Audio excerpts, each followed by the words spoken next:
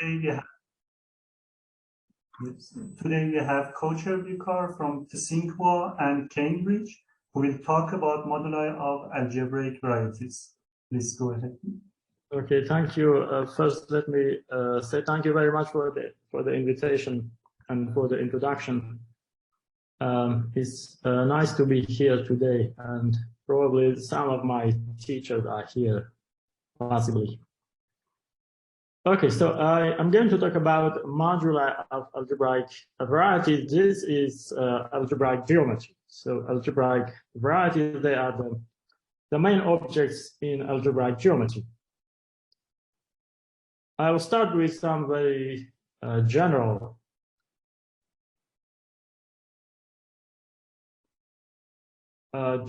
discussion of parameter spaces in mathematics. This is not just algebraic geometry, but in general. Suppose that we have P is a collection of objects, mathematical object, but can be also non-mathematical. And M, we say, is a parameter space for P. This means that the points of M parameterize the elements of P, this collection of objects. This means, in simple language, that M is used to label the elements of P. That means that for each element, if in P we have a member in M which names, we can use it as a label or as a name for that object in P. For example, if I take P to be a line and I take M to be the set of real numbers, then every point on the line can be parameterized by some real number. There is a one-to-one correspondence here. So this is, in a sense, one of the nicest possible situations, that you have a one-to-one correspondence. But let's take another example. This time P is a circle and M is again the set of real numbers. We can think of P as the set of all the points x, y in the plane over the real numbers, such that x squared plus y squared is equal to 1. And then we can define a map from M to P by sending t will be a real number, to the sine of t and cosine of t. That will automatically belong to this circle, and every point on the circle can be written in this way for some t. So we can think of this as the parameterization of the circle. And in fact, that is what people in calculus, in elementary calculus, call parameterization. When you have some curve and then you parameterize it by the real numbers or by some interval. On the other hand, let's take P to be the set of all the lines inside the plane which go through the origin. And this time I take M to be a circle. So we want to parameterize all these lines that go through the origin using the circle. What can we do here is do something like this. These orange lines are those lines that pass through the origin, and we want to parameterize them. We can use the green circle here. Every orange line intersects this green circle in exactly 2 points.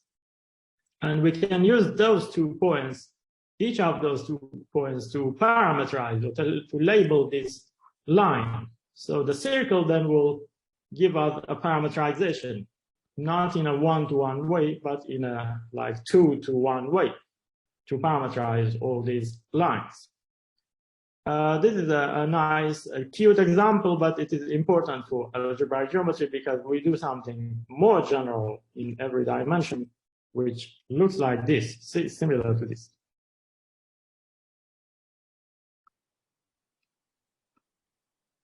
Now, today I want to talk about parameter spaces in algebraic geometry.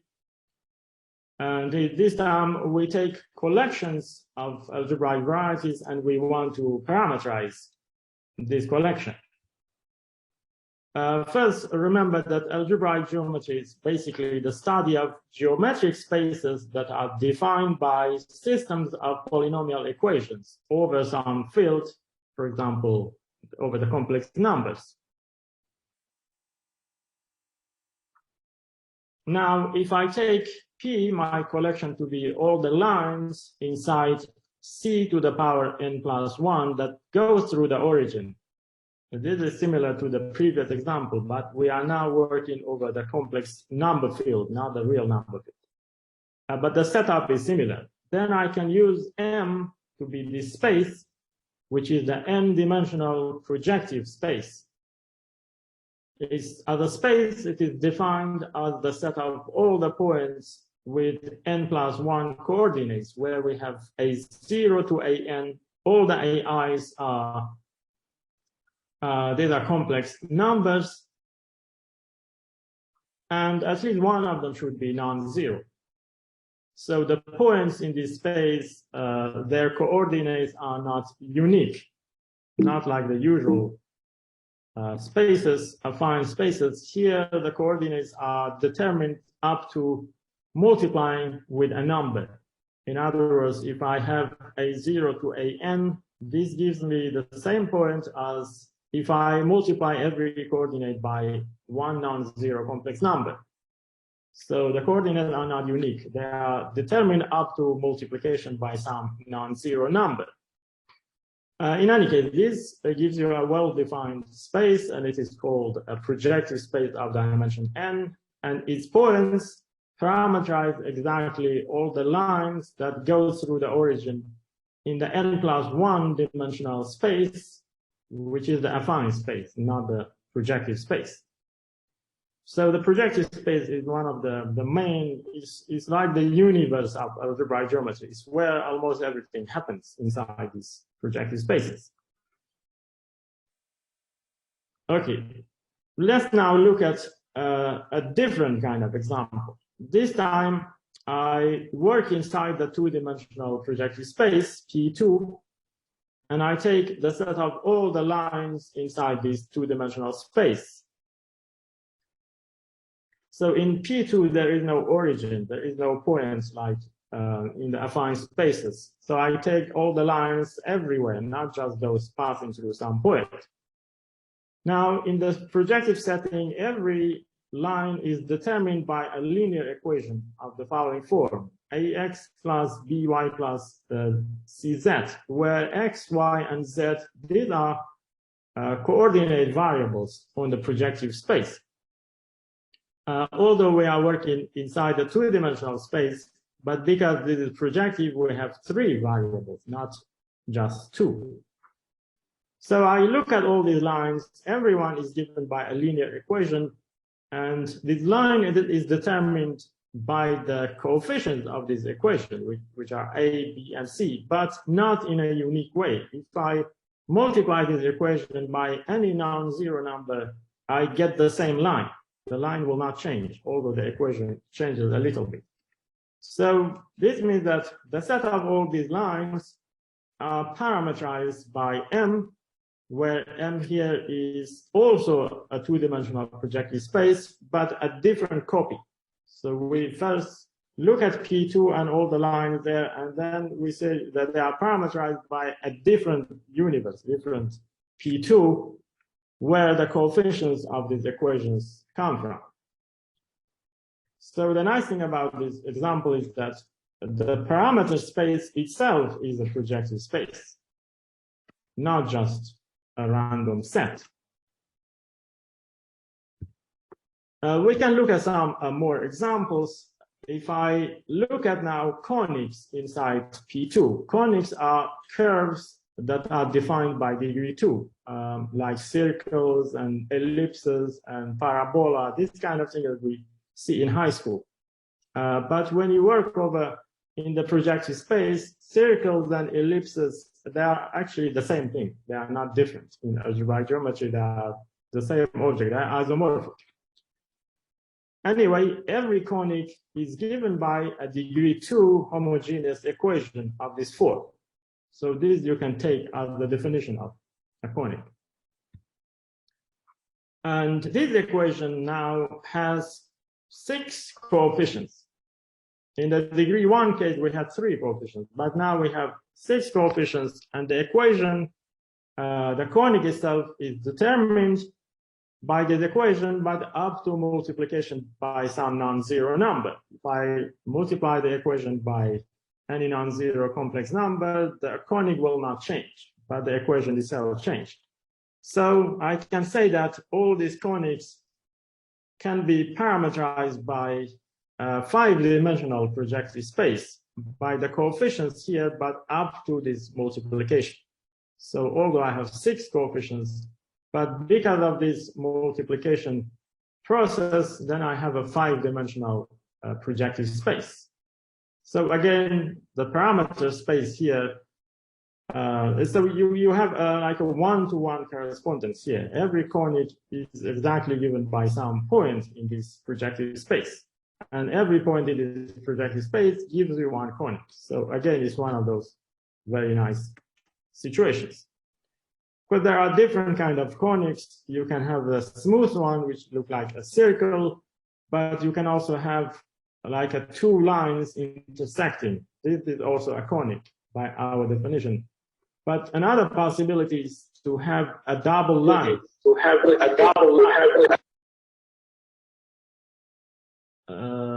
Was there a question?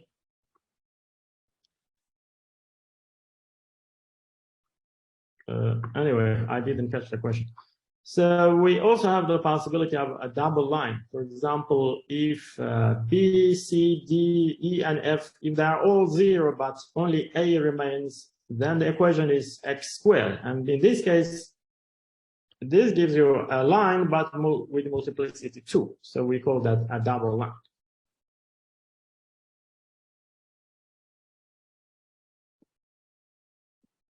Okay. And then a more general situation is the following, where this time we work in an n-dimensional projective space instead of 2. In the previous example, we worked in P2, but now we work in Pn. And then our collection this time will be all the degree R, where the R is a fixed positive number, natural number, degree R hypersurfaces. By definition, these are spaces inside Pn that are defined by non-zero degree D, degree R, but homogeneous polynomials inside this polynomial ring, which is C, T0 to Tn, but up to multiplication by non-zero complex numbers. So if you take any equation, any polynomial equation, in these variables, T0 to Tn, and if the degree of every term is exactly R, then this is a homogeneous polynomial of degree R, and that will give you, if you look at the set of solutions of this in a good sense, in a proper sense, then you get a hypersurface inside Pn of degree R.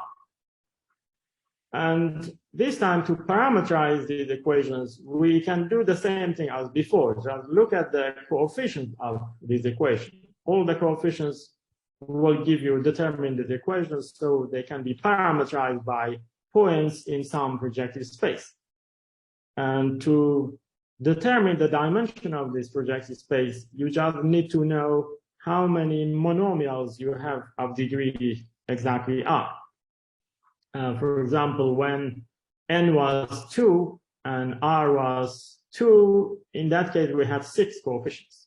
But in general, you can calculate easily the number of monomials, and so you can calculate the dimension of this projective space. So in all these examples, the parameter space is the projective space. But in general, that is not the case. They are not always projective spaces. They can be much more complicated.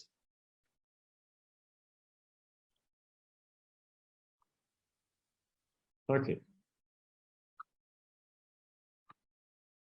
Now, to construct moduli spaces in algebraic geometry, we have a notion of bounded families, and this is quite important for proving properties of moduli spaces, or parameter spaces. So suppose that P is a collection of algebraic varieties, or it can be also a collection of schemes, more general. But for simplicity, I don't go into too much technicality. We say that this collection P is bounded if there is a morphism from Y to T of schemes that are of finite type. So usually that means we are working over some fields, for example, the complex numbers, and such that every element X in our collection is isomorphic to some fiber of this morphism. So in other words, we have a big family where every object in P is among the fibers of this whole family. This is what boundedness means. You can also define it in other ways, but this is maybe the most simple way to define it. So in particular, this means if P is bounded, it means that this P is parameterized by some subset of T. That subset is the set of points in T where the fibers, so fiber here more or less means the inverse image of this point. The fibers, you look at all the points in T where the fibers belong to P, and those parameterize P, obviously. But in general, we like to have some structure on this parameter space, not just as a set. And that's where moduli spaces come into the discussion. A moduli space M for our collection P is a parameter space that can give information about families of elements in P. So in very simple language, this means, first of all, that this parameter space is not just a set. We want it to have some geometric structure on it. We want M itself to be like a variety, or to be at least a scheme, a bit more general than a variety. In the example that we saw, we had projective spaces, but in general, they can be much more complicated. So that's one thing. We want M to have a geometric structure, but also if you have a family, family usually means you have a fibration where the fibers belong to P. If you have a family of our objects, we want to have some information to be given by this moduli space. A bit more precisely, this means, first, we want to have like a one-to-one correspondence between the elements, the objects in P, and the points inside M, the points here in some appropriate sense. So we want to have a one-to-one correspondence. That's what parameterization has been. So far, what I discussed, what I meant by parameterization was something like this, or a bit more general. But I want something more stronger than this, not just a one-to-one correspondence. And this is formulated in the following way. If I have any families X to S, where the fibers are all inside this P, then I want to have a moduli map from the base of the family, from S to the moduli space M, where a point, little s, is taken to the point which corresponds to the fiber over that point. So you see that we have a one-to-one correspondence between the points of M and the objects of P. And now if I have a point on the base of this family, then the fiber, I know that belongs to P. And so that corresponds to some point in M. And that will determine the map from S to the moduli space.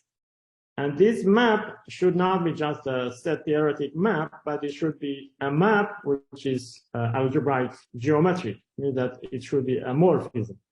Maps in the sense of algebraic geometry, which means basically they should be defined essentially by polynomials. So that's a rough meaning of moduli space, although this is still not a precise definition. Okay, let's now look at some examples, more important examples than those we have looked at so far. One of the most fundamental examples is this one. We pick a polynomial phi in just one variable with rational coefficients. And this is a numerical polynomial in the sense, if you put in an integer, it will give you an integer. Now, let's look at Pn. We fix our projective space Pn, and then every closed subscheme, or you can think of just some solution of some system of polynomials. For any such x, we have a so-called Hilbert polynomial phi x, which is defined using cohomology. You are now unmuted. This is defined using cohomology, but I think better not going too much into the details. So for every such x, you can assign a polynomial, which is similar to this phi that we fixed in the beginning, but they could be different. Now, I take my P to be the set of all the closed subschemes X inside Pn such that the Hilbert polynomial of X is exactly this phi, this fixed phi. So for example, in the case of, if I take hypersurfaces, those that are defined just by one equation, this more or less means fixing the degree of that hypersurface. But if you have more polynomials involved, then this will be a bit more complicated, but still, you can define this phi and then say we fix the Hilbert polynomial. This is the set of all our objects. And then a fundamental result of Grothendieck says that there is a moduli space for this collection in the nicest possible way. First of all, there is a projective scheme H. This means some subspace of some other projective space, such that we have a one-to-one correspondence between our objects in P and the set of all the points in this H, this scheme. So usually it means, if you be a bit more precise, you need to look at the points defined over the complex number or the ground field, not all the arbitrary points. So we have a one-to-one correspondence, and then there is a so-called universal family over this Hilbert scheme. And that means the following.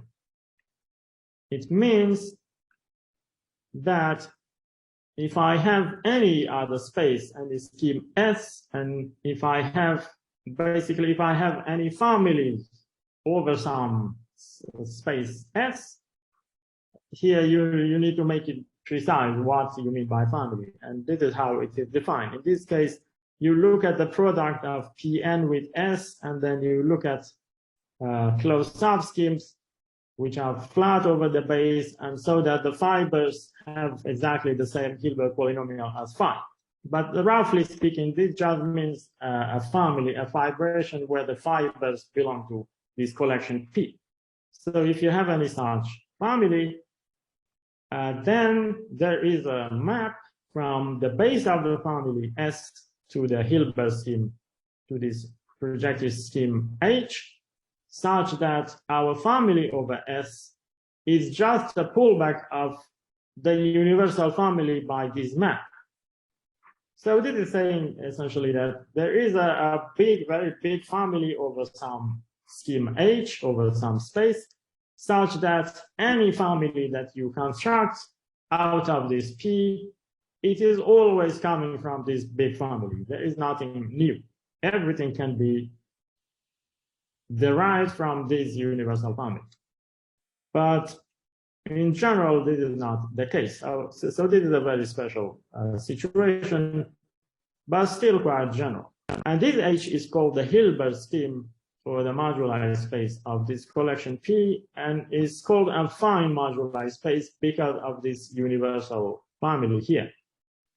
So these are the nicest kind of moduli spaces, but most moduli spaces in algebraic geometry are not fine. They are not as nice as this one. And this example is quite important also because most other moduli spaces are constructed using this example.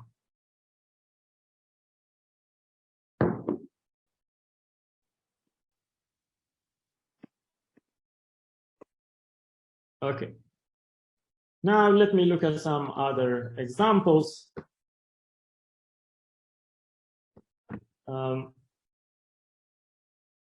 So far we worked with some special sub-varieties or subspaces of the projective space. So we fixed the projective space and then we looked at some subsets. But now we can do things a bit more abstract. We can work in dimension 1. Algebraic varieties in dimension 1, they are called curves.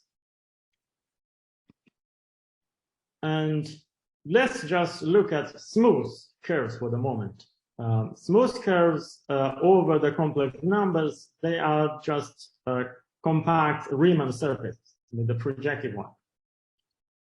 And for such curves, there is an invariant. There is a number attached to them, which is called the genus of this curve. And this is the most important number that you can attach to a curve.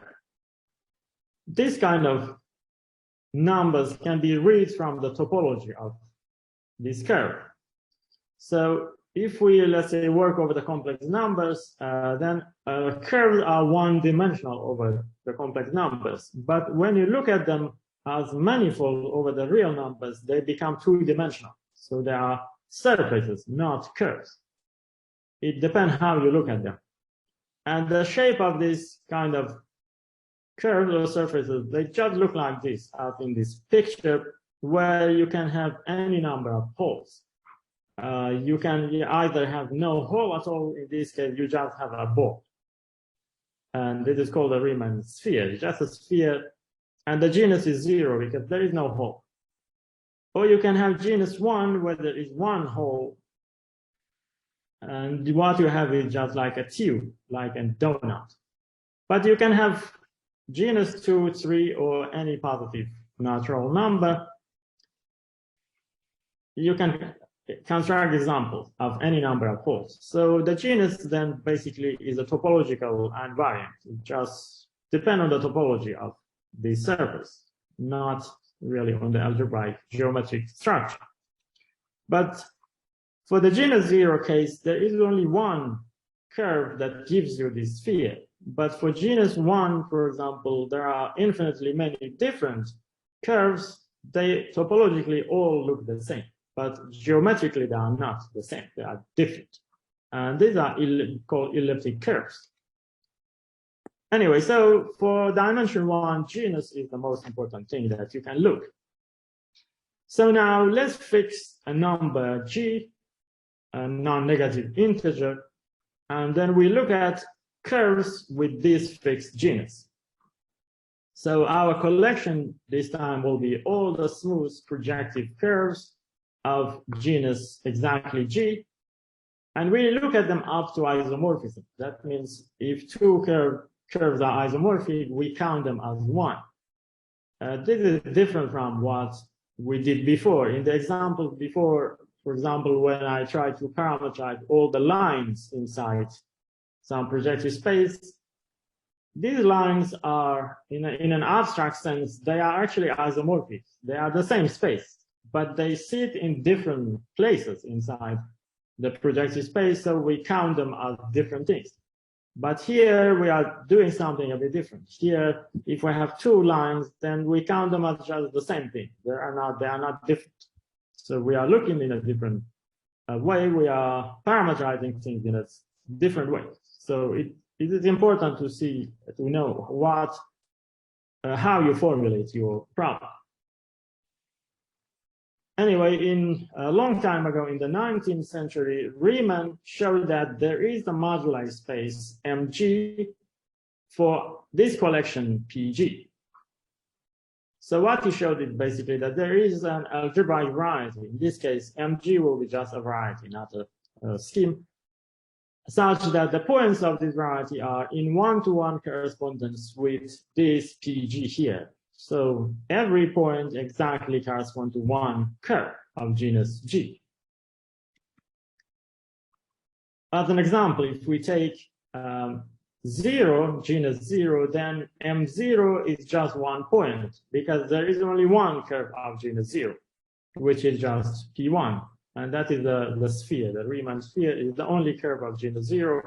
So in this case, this space has only one point.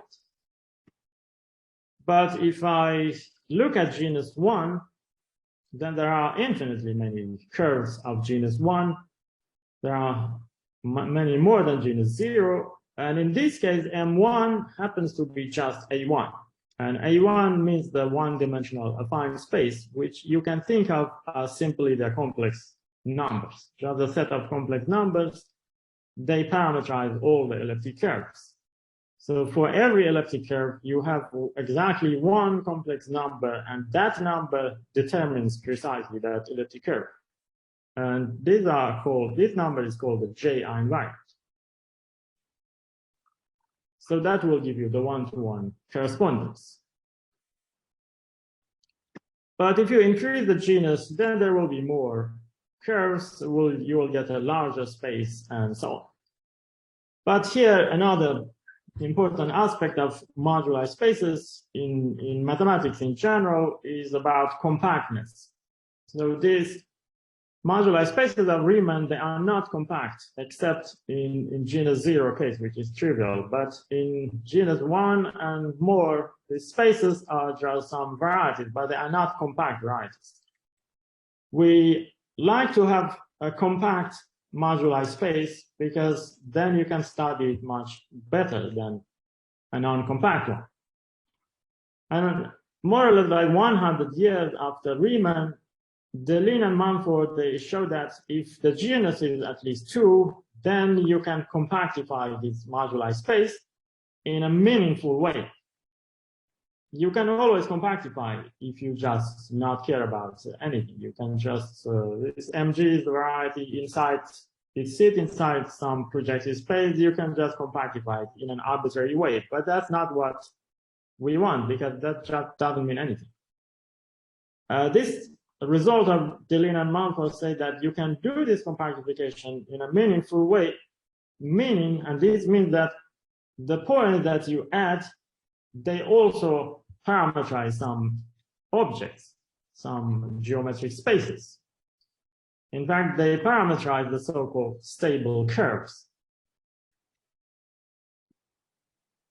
And a stable curve is something like following. If I, again, fix the genus G, then a stable curve of genus G, this is a connected projective curve X, where it may have singularities, but the singularities will be of the nicest possible kind. These are called nodal singularities. The genus is, again, G. This can be formulated not topologically, but in a cohomological sense.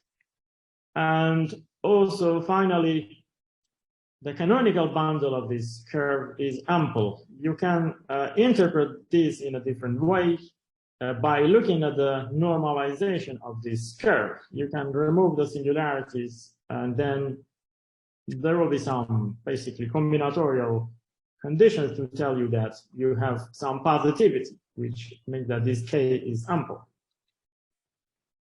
I think the best is just to look at some examples. If I have a smooth curve, smooth projective curve of genus at least 2, that is a stable curve, just by definition. There is no singularity, so we don't have to worry about these conditions. But you can have, for example, 2 curves, both of genus at least 1, and they intersect in one point, like in this example. Or you could have other examples where some curve maybe intersect itself and also intersect other curves. So basically, a stable curve is then a union of some curves where the singularity, the intersections are nice, and then you also have some positivity conditions here, which is given by this canonical bundle. So if we work in genus 2, for example, then the examples would be like a smooth curve of genus 2, or you can also have this genus 1 intersecting at one point, and so on.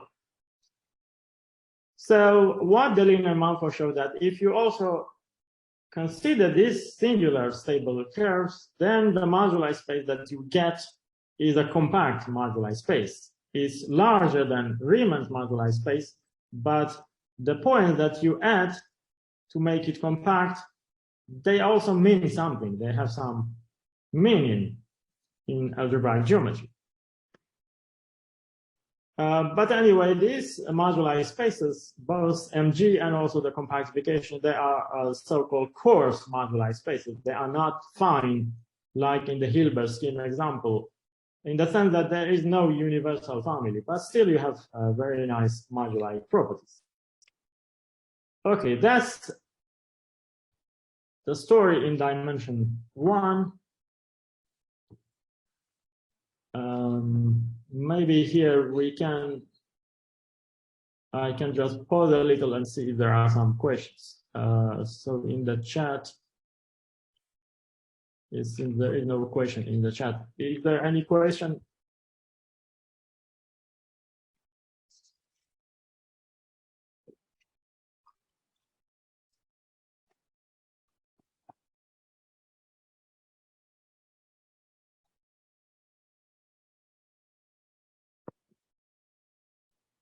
Okay, if there is no question, I can continue. Okay, so the story so far is kind of old. What I said was in about 19th century Riemann, and then some results of Grothendieck in the 50s, 60s, and then Deligne-Mumford a bit after that. So these are like 50, 60 years old stuff, but now I want to discuss more recent results, and this have to do with higher dimension. By higher dimension, I mean you look at collections of algebraic varieties of dimension 2 or more, and then you ask the question, what classes have moduli spaces? If you pick an arbitrary collection of varieties, you can be more or less sure that they will not have a moduli space. So you need some strong properties, and that's what I want to discuss here. What kind of conditions we should put to ensure that there is a moduli space?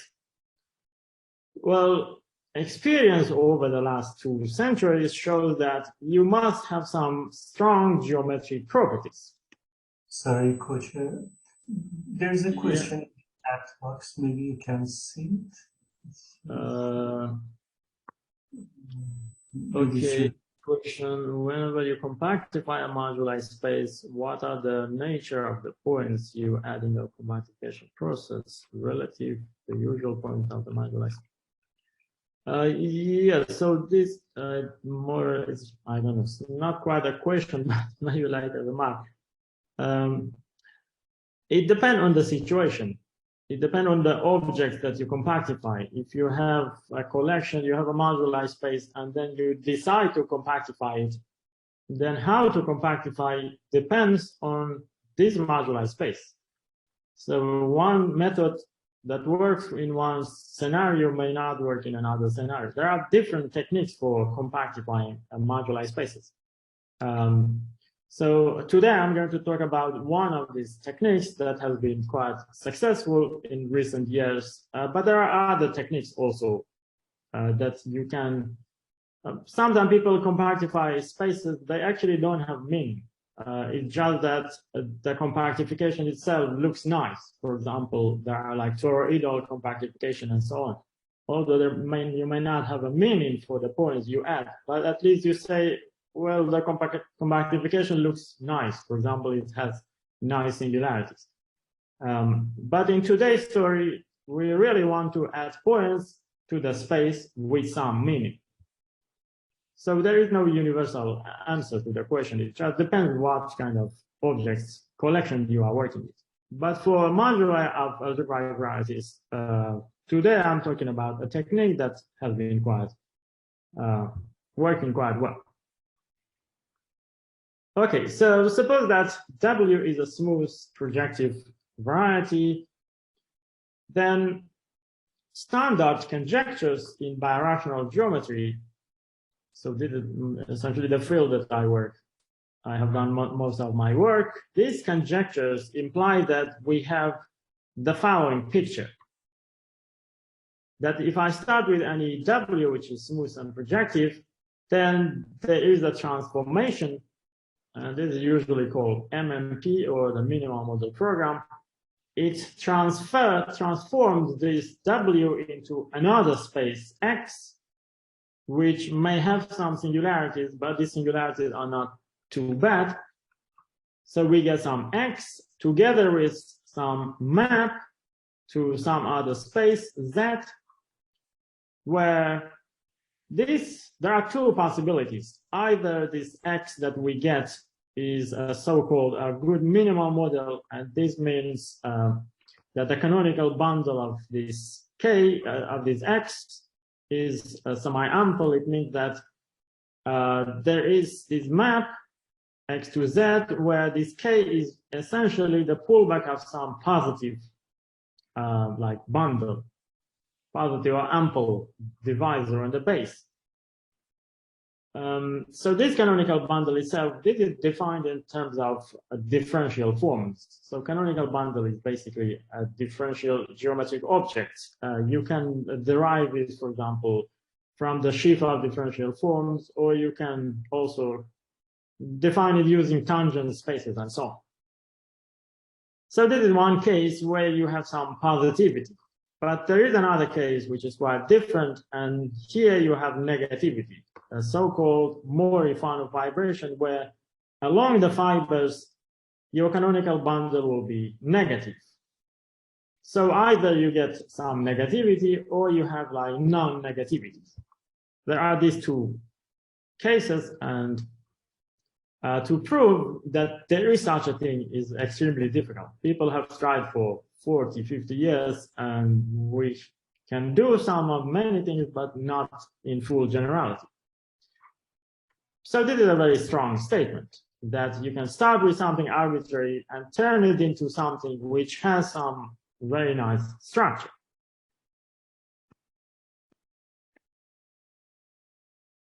Okay, and then here I want to first focus on the moduli of stable varieties of general type. I will explain what general type means.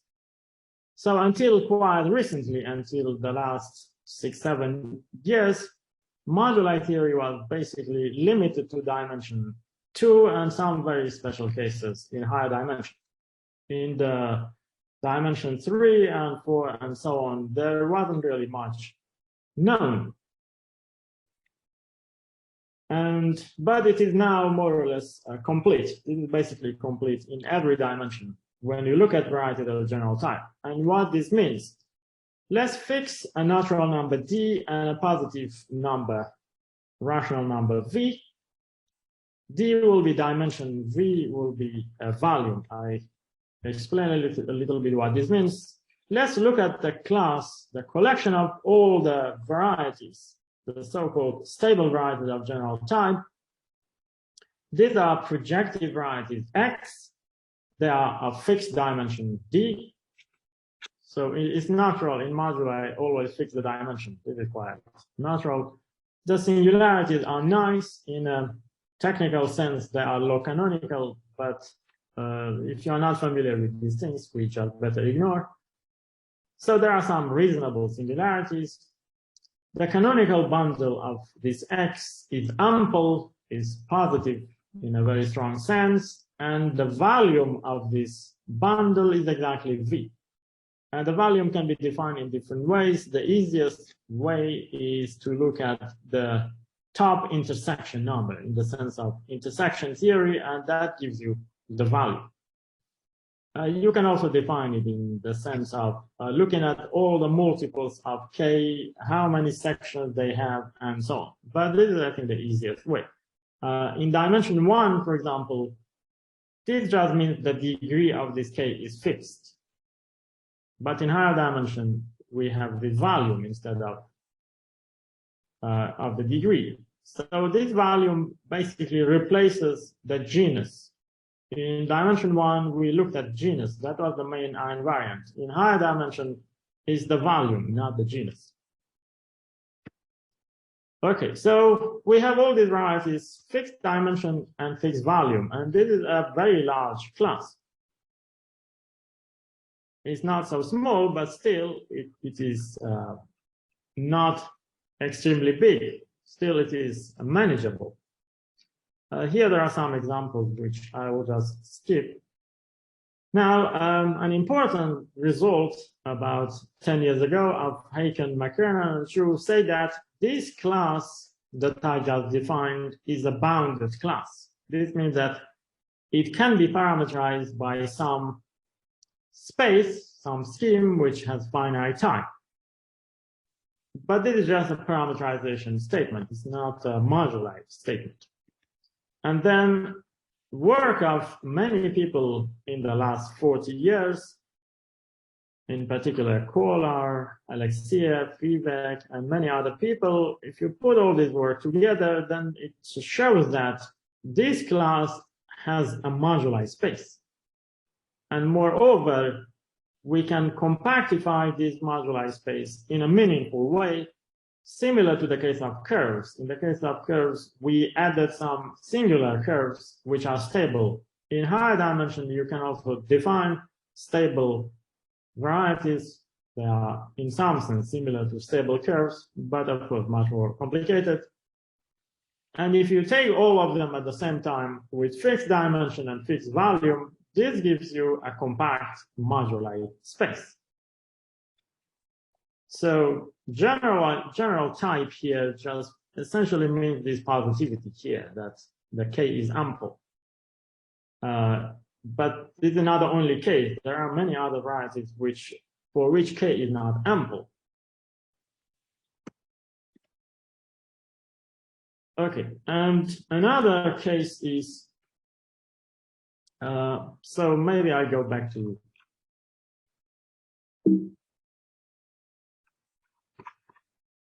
the statement here into this picture. I say that if we start with any W, then we get this picture here from X to Z.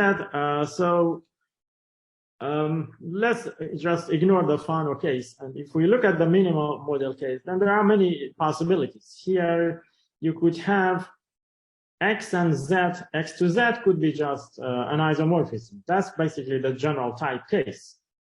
But there are other cases. For example, let's say we are in dimension 2. Then one possibility is that X to Z is just an isomorphism.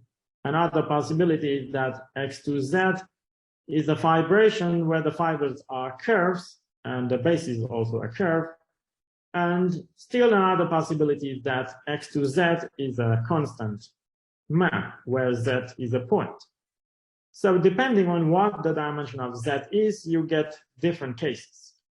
And if we work in dimension D, then there will be like D plus 1 cases, depending on what the dimension of Z is. The dimension of Z can be 0, 1, 2, and up to D. So you have D plus different classes of varieties, and then we like to look at their moduli spaces. The case when dimension of Z and X are the same, this is the general type case. But so this is one of the extreme cases. Another extreme case is when Z is the point, if dimension is 0. And that's what I want to look at next. And this, in that situation, when Z is a point, what you get is called a Calabi-Yau variety. So Calabi-Yau varieties in general, they basically mean that their canonical bundle is trivial in a sense. It is, in a numerical sense, it's completely trivial. But on this kind of varieties, there is no natural ample divisor. There is no natural positivity. So we need to add some positivity to construct moduli spaces. So what we do here, again, we fix a natural number D and fix a positive rational number V. So the data is similar to what we had before. But now I consider a very different class. I look at stable Calabi-Yau varieties. This means I look at all the X and A, where X is the projective variety of dimension D. Its singularities are, again, reasonable. The canonical bundle is trivial in a numerical sense. It's trivial, but instead I have A, which is an ample divisor, effective ample divisor, and so the positivity comes from here. And the volume of this ample divisor is fixed, which is V, and also something about singularities, which we better ignore. So in this case, then we have a Calabi-Yau together with some polarization where the volume of this polarization is fixed. For example, we can, in dimension 1, we could look at X. In this case, X will be an elliptic curve. They will have genus 1. And then we could take A to be just 1 point. Or you could take A to be 2 points, or a collection of points. Depending on what V is, the A will be just some linear combination of points. Or if you could work on a K3 surface and take A to be any ample and effective divisor. Or you can look at work on abelian varieties. In this case, in the case of abelian varieties, moduli spaces were constructed earlier, but these are all examples of this more general setting. In fact, Mumford and other people, and Alexiev and so on, they show that there is a moduli space for, in the case of abelian varieties, where this ample divisor is a very special one, which are called principally polarized abelian varieties. Okay, so now I'm interested more in the general statement about this class. And this was proved by myself just a couple of years ago, which says, first of all, this class is a bounded class, meaning that this collection can be parameterized by some finite type space. And moreover, there is a moduli space for this class, and this moduli space can be compactified in a meaningful way. This is similar to the general type case, but the classes are very different. They are not the same thing. One is about general type, another one is about Calabi-Yaus.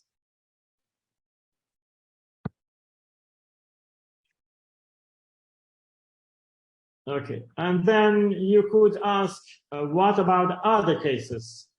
Remember that picture we had X to Z. So far, I just looked at the case when dimension of Z is maximal and the case when dimension of Z is minimal. But what about in between? You could have many cases depending on the dimension. What can we do? Okay, so there is a question, is the Calabi-Yau variety the same as n-dimensional Kähler manifold? No, not every Kähler manifold is a Calabi-Yau, but you can also look at Calabi-Yaus from a differential geometric point of view. So they are not the same thing. In the case of abelian varieties, is your compactification the same as the one given by Mumford and Alexiev? It's not the same as the one given by Mumford. He used this toroidal compactification and so on. But it should be more or less the same as the one, should be the one given by Alexiev, because he used also similar constructions. So it's similar to Alexiev. Okay, and so I just want to spend a few minutes and talk about what we get in between. In this case, there is almost nothing in the literature. There are just some very special cases in dimension 2. But we can define what a stable minimum model is. So this covers all the cases so far. In this case, I have X is some variety, A is some effective divisor. The X itself will be a good minimal model. Essentially, this means its canonical bundle is semi-ample, means that Bulbakov ample by some map X to Z. A is, as I said, an effective divisor, but it is ample only over Z, not global. And something about singularities, let's just ignore this. So those are stable minimal models. And if let's say we work in dimension 3, let's see what we get.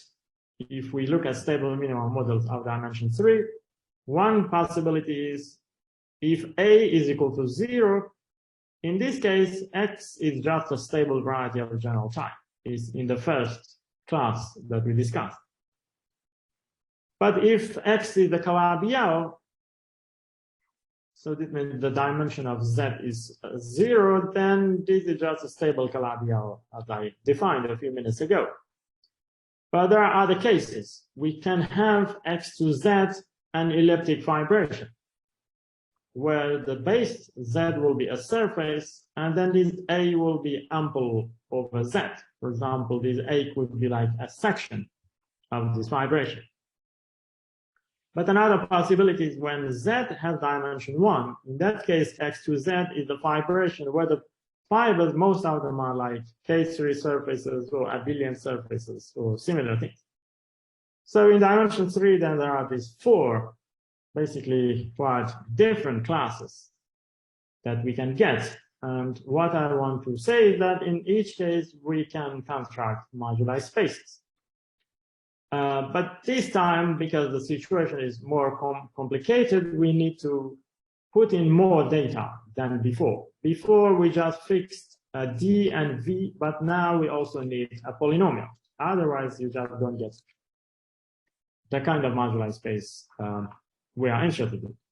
So this time now we consider, we fix this data D, V, and a polynomial in one variable. We look at the class of all the stable minimal models XA, where the dimension is fixed as before. These are stable by the definition that I gave. And then the so-called eta volume of the canonical bundle is V. So this means Kx is a pullback of something ample on the base Z, and the volume of that thing on the base is V. So that's the definition. And then finally, if I look at this divisor, Kx plus Ta, where the T is very small, then this is ample by definition. So I can talk about the volume of this. And this volume, I want it to be given by this fixed polynomial sigma. So in the case of Calabi-Yau and general type, you don't need this polynomial because it's just determined by D and V automatically. But in other cases, it's not automatically determined. So you need to put in this extra data. And so one of the latest things that I haven't published yet, but this is what I proved, is that this collection given by this data dv and sigma is bounded, and also there is a moduli space for this class, and it can be compactified in a meaningful way. So this is the main result in this direction, but it's actually proved. I mean, so far almost everything I said, they are discussed and proved in the setting of pairs, which is much more general and more interesting because you get more examples of moduli spaces. Okay, and this whole thing relies on many work. It relies, first of all, on this theory of moduli for general type, which was developed by Kohler, Alex Tierp, and other people, but it also relies on many of the work that I have done in the last 6-7 years. So the main point essentially is to show that these classes are bounded. Once you know that they are bounded, then the rest is kind of more or less, you know what to do. There are, of course, technicalities, but you at least know how to proceed. So the main thing is to show that they can be parameterized by some finite type spaces. And this relies on many different work that I have done recently. Okay, I think I stop right here. And thank you for listening. Okay, thank you very much for the wonderful presentation. So, I can see a question. One question in the chat. It says, thank you for your nice talk. Well, thank you also. I have a general question. How does the structure of a moduli space reflect on the members of the family? It's parameterized. Yeah, of course, this is a good question. So first, we construct these moduli spaces. This is more like the first step. And then the next step will be to study these moduli spaces in detail, to study their property. And their properties are usually these properties come from the properties of the collection itself. For example, what kind of singularities you can have on these moduli spaces. And so on. This just reflects, of course, the properties of the members of the family. So, for example, the more general families you start with, the more general, bigger collections, then you get more and more complicated moduli spaces. So, for example, if all the members of the class are smooth, then that will say something about the moduli space. But if you consider singular one, then that will translate into something about the moduli space. So this is also related to deformation theory. For example, you can fix one of the members of your family and then say, can it deform to any other member in the family? And then here you can make it precise what deform means and so on. And that will reflect local properties of the moduli space. So yes, there is a strong connection, but it's not so easy to study these spaces. So that will be like the next step. Okay, there is another question. Thank you for the great talk. Thank you to you too. Is there a parameterization for the space of locally isomorphic maps between two of these spaces or among all of them? Spaces of locally isomorphic maps. So for what spaces? You mean between the moduli spaces, or are you fixing some varieties? I want to suggest them to unmute themselves and then can the question directly. Yeah, Sajid. Yes, you can just ask the question. Between two fixed varieties. Yeah, if you fix two varieties, then you can also look at a space of all the maps. This can be embedded into some like moduli space, for example, into some Hilbert scheme. So one of the examples that I know that is important is if you have, for example, a curve. You fix a curve and then you fix an algebraic variety, and you look at all the maps from this curve to that variety. And then you look at the space of all these maps, and that has very important applications, for example. So yes, in general, you can view, because when you have a map from a space to another space, for example, you could look at the graph of this map and then associate, so consider this graph itself and then try to parameterize these graphs and so on. So they are related, yes.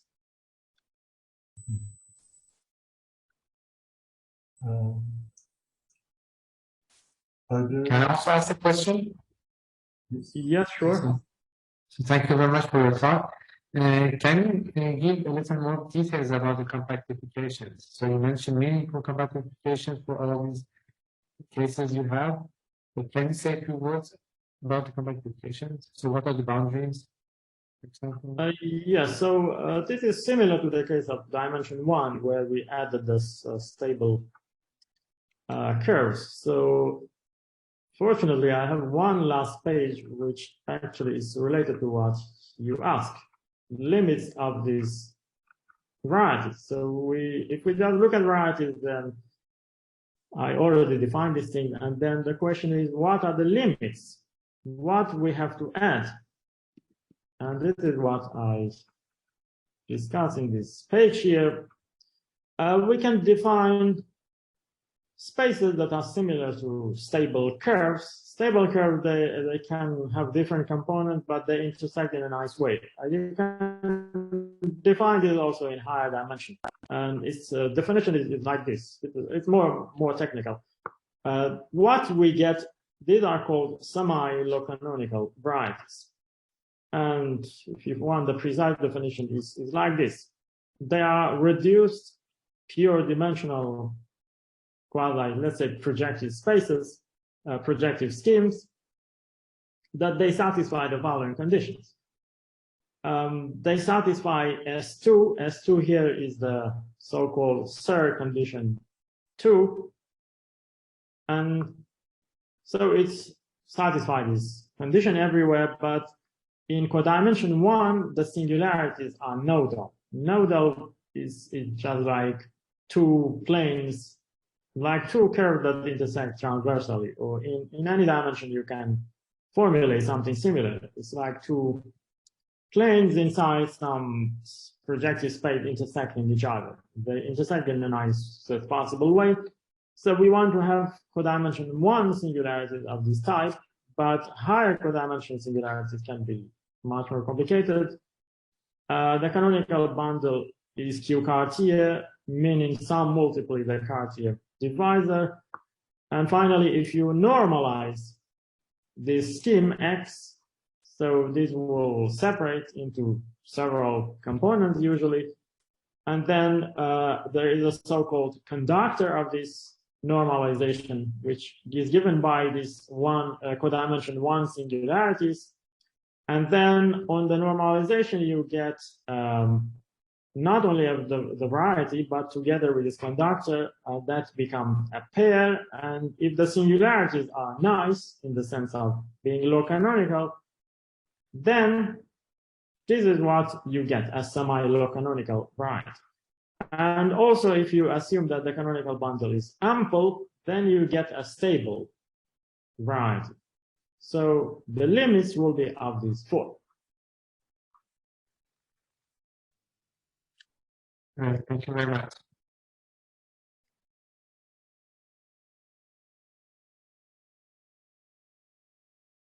Taheri, can you unmute yourself?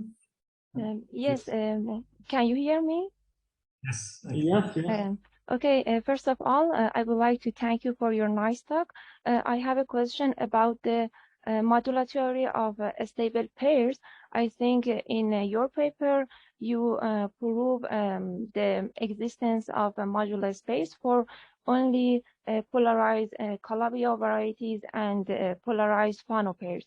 Is there any new results about other varieties?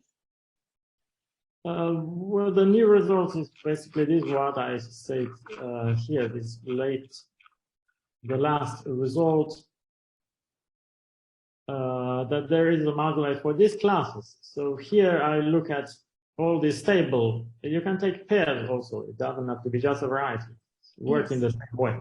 If we look at all the stable minimum models and they are polarized by these effective divisors, then there is a moduli space in general. So this is the latest result that I know about moduli in general. Okay. And can we say something about the dimension of modular space? Yeah, that is another question then, or how to calculate the dimension of the spaces. I don't really know at this moment because I just didn't study the spaces themselves. So far, my main concern was to show that these moduli spaces exist and that they can be compactified and so on. And then, of course, next we would like ideally to learn more about these moduli spaces. For example, what are their dimensions? What are their singularities? What are their geometry? For example, their Kodaira dimension and so on, their birational structure. There are many things that one can study here, especially in the case of pairs, because in that case there will be also coefficients involved in the boundary divisor, and then you can ask, if you change these coefficients, how the moduli space changes, and that will also lead to some very interesting questions. So there are many things, but I haven't really studied these things so far, and this result itself is very new. As I said, it's not even public yet. Okay, thank you very much. Okay. May I ask another question? Yes, sure. Is there a family for which no parameter space or moduli space could be assigned? Yes, I think there are many. In general, as a rule, I think if you Well, first, it depends how you formulate the question. What do you mean by having a modularized space? Because if you discuss modularized space, first you need to say what is your collection. Okay. That's the first thing. The second thing is, what are the families that you allow? I mean, the courses, there was worst modularized space, for example. Well, it's not really. I mean, there is why they should be. First of all, they are not, in general, if you take any arbitrary class, they are not bounded. So that's already one issue there. They cannot be parameterized by any finite type space. So there are many examples already in dimension 2, for example. There are a lot of collection of surfaces. For example, you can look at singular Faro surfaces. If you look at smooth ones, then they are bounded and so on. But if you look at the singular one, then they are not bounded anymore. So that's one thing. If you like to have like finite type and projective moduli spaces, that's already one thing. You need to deal with this issue of boundedness. So there are many examples that they are not bounded. And then the other issue is about, for example, there are many things that are not separated.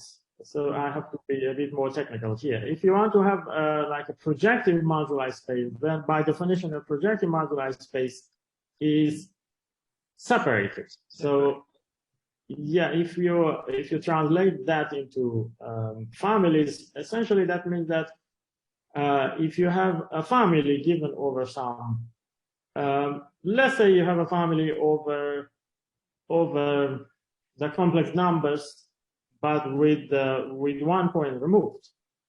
Mm-hmm. Yes. And then you can ask the question, can you extend this family in a, well, you can ask, can you extend it? That's one question. This is about basically properness and projectivity. But another question is it possible that you have two different ways to extend the same family? And in general, yes, especially this happens with, for example, if you look at like Fano variety, this is very commonly happens that this family can be extended in different ways. And that means that this moduli problem is not a separated one. And that already means that you cannot have a projective moduli space for this kind of family, for this kind of collections, because it doesn't satisfy this separated question. And then there are other cases where you may not have, you may not be sure that there is a compactification at all. So it depends on the classes that you look. Thank you very much. Thanks a lot. Okay, you're welcome. So Javad just told me that he had a technical problem and he got disconnected. He's trying to join us again. So I'm taking over from here. So I think Masood Ganji has a question. Yes. Thank you very much for your talk.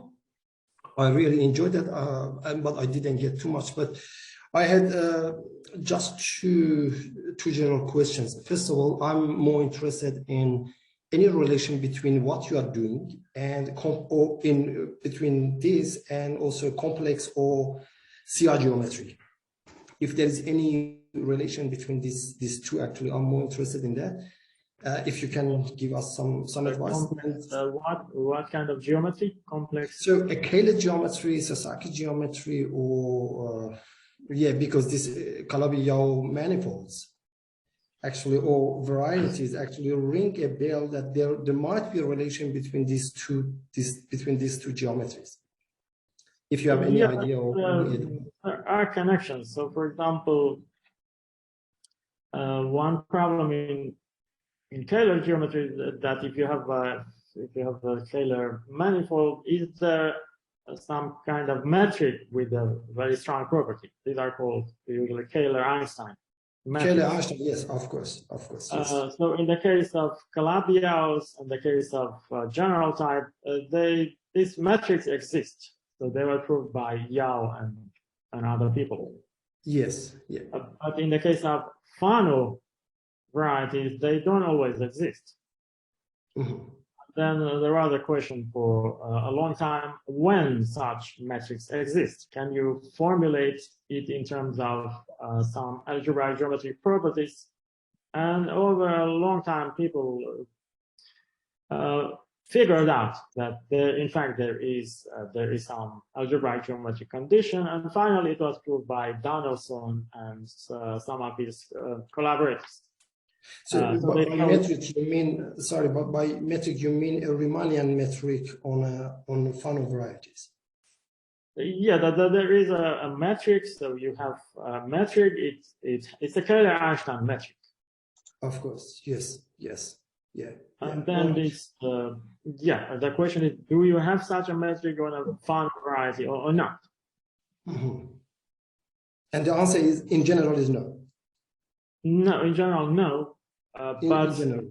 The question was, can you characterize? Can you maybe formulate this in a different way? Whether they exist or not. And then finally, it was proved by some. It's not easy to state what the properties are, but you can formulate it in a purely algebraic geometric way.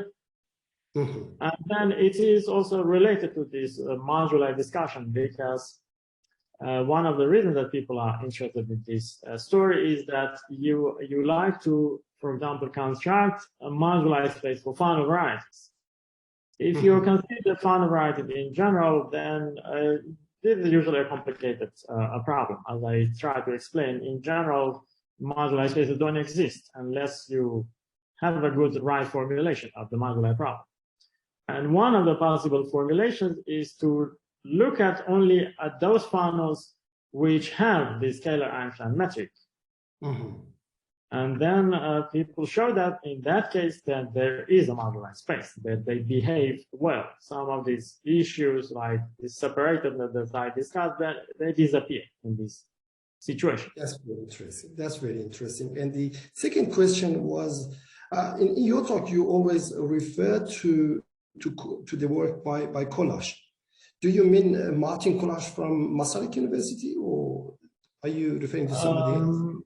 No, I was talking about Kolar, János Kolar. He's at Princeton. All right, sir. Thank you very much for that.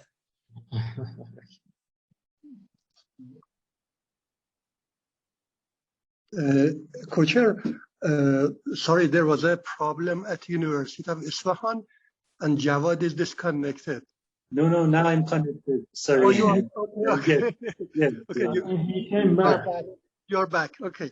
Yeah, Thank you. Are there any more questions? Yes, I have a question. Yes, please. So for the case of MG or AG, if G is large enough, if the genus is large enough, they turn out to be a variety of general type, themselves or their compactification. I was wondering if you expect the same sort of behavior for your compactification of moduli space of stable variety of general type. Like if volume is large enough, do you expect them to be a variety of general type?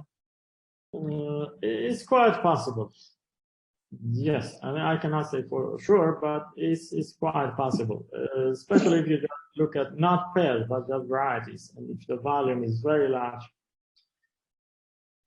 And yeah, maybe put some condition of the singularities, but yeah, it's quite possible that what you get will be something of general type, and if the volume is small, maybe you get more complicated things. Yeah, so there are many interesting questions here to ask.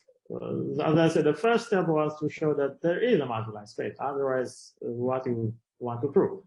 But once we know that there is a moduli space, then it opens up many questions about studying these moduli spaces in more detail. Okay, thank you. Seems there is one question in the chat box. No. No. Okay, well, there seems to be no question. It stopped the question. Yes, I cannot see the question. So if there is no more question or comment, maybe we I can. have a Yes, please. request or a question, if possible. So, at IPM Tehran, we have a bi-weekly algebraic geometry seminar. I was wondering if you would be if you would accept to give a talk at some point in our. When this is more a specialized talk, so you could go into more details about your work, because we really would like to see the details of this. Thank you for the invitation. Yeah, I think it would be nice at some point, but maybe not in the near future. Maybe later. Okay, thank you very much. In a year or two. Thank you. Okay. And then maybe this is the last question. Maybe you can see in the chat. Yeah. Yes. Where is the intersection of moduli spaces and dynamic? Okay. I personally haven't worked in the direction, but I think there are other people who work in the direction of the dynamic, especially in the case of moduli of curves. If you just Google, just go on archive and search for dynamics and moduli spaces, I think you can find probably a lot of work. I know that some people, for example, at Tsinghua, I know some people work in this direction. But the techniques and so on, they are quite different from what we are doing in the birational geometry world. But yes, there is an intersection. Yeah. Okay. Let's thank the speaker once more. Thank you very much. And hope to see you again in the near future. Thank you very much, Coach. Okay, thank you again, Javad and people for organizing this seminar. And yeah, I just I should say that I admire people who continue to work under difficult situations. So don't give up. Just continue as best as you can. Okay, so yeah, good day to everyone. You too. Okay, bye-bye. Bye-bye.